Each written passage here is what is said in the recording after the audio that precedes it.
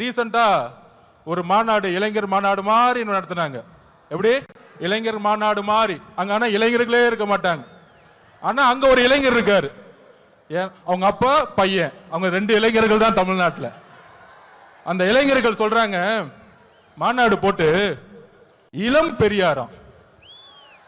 யாருப்பா இளம் பெரியாரு? பெரியாரோட வரலாறு தெரியுமா? பெரியார் ஸ்பெல்லிங் படிக்க தெரியுமா உனக்கு? மழையில படிக்க கொடுத்தா?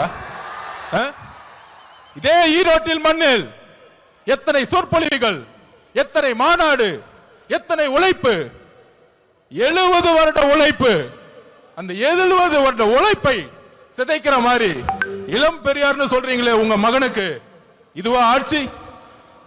திராவிட கழகம் என்ன செய்து கொண்டிட்டு இருக்கிறது? பெரியாரை அவமானப்படுத்தும் பொழுது இதே உங்க மகன் 5 வருஷத்துக்கு முன்னாடி சினிமால சமூக நீதி என்னன்னு கொஸ்டின் கேட்டார். சமூக நீதி தெரியாதவர் இளம் பெரியாரா?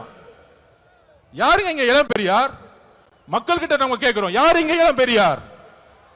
நீங்க சொல்லுங்க, யாருங்க இளம் பெரியார்? பெரியார் அவர்களுக்கு முன்பு ஒரு தலைவர் இன்னும் உருவாகவில்லை, எதிர்காலத்திலும் உருவாக்கப்பட முடியாது. இதுதான் தமிழக வெற்றி கழகத்தினுடைய மரியாதை. பெரியார் அவர்களுக்கு இங்க ஒரே பெரியார், இங்க ஒரே அம்பேத்கர், இங்க ஒரே காமராஜர், ஒரே தீரன் சின்னமலை, ஒரே பொல்லாதவர்கள். இந்த தலைவர்களை நீங்கள் அசிங்கப்படுத்தினால் தமிழக வெற்றி கழகம் மிகப்பெரிய போராட்டத்தை உருவாக்கும்.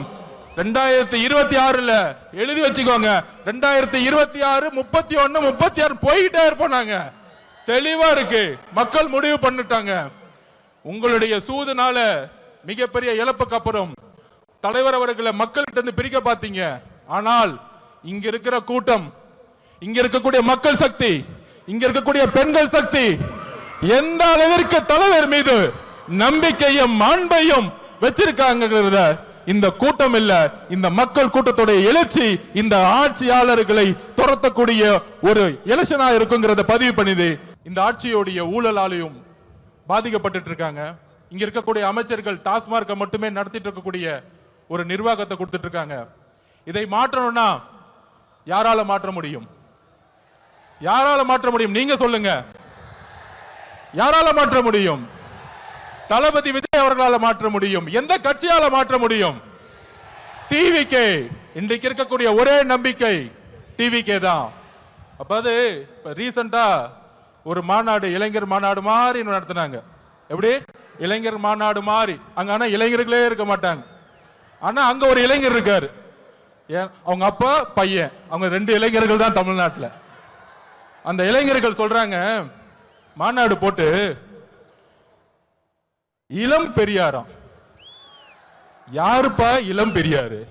பெரியாரோட வரலாறு தெரியுமா? பெரியார் ஸ்பெல்லிங் படிக்க தெரியுமா உனக்கு? மழையில படிக்க கொடுத்தா? இதே ஈரோட்டில் மண்ணில் எத்தனை சொற்பொழிவுகள், எத்தனை மாநாடு, எத்தனை உழைப்பு, 70 வருட உழைப்பு. அந்த 70 வருட உழைப்பை சிதைக்கிற மாதிரி இளம் பெரியார்னு சொல்றீங்களே உங்க மகனுக்கு, இதுவா ஆட்சி?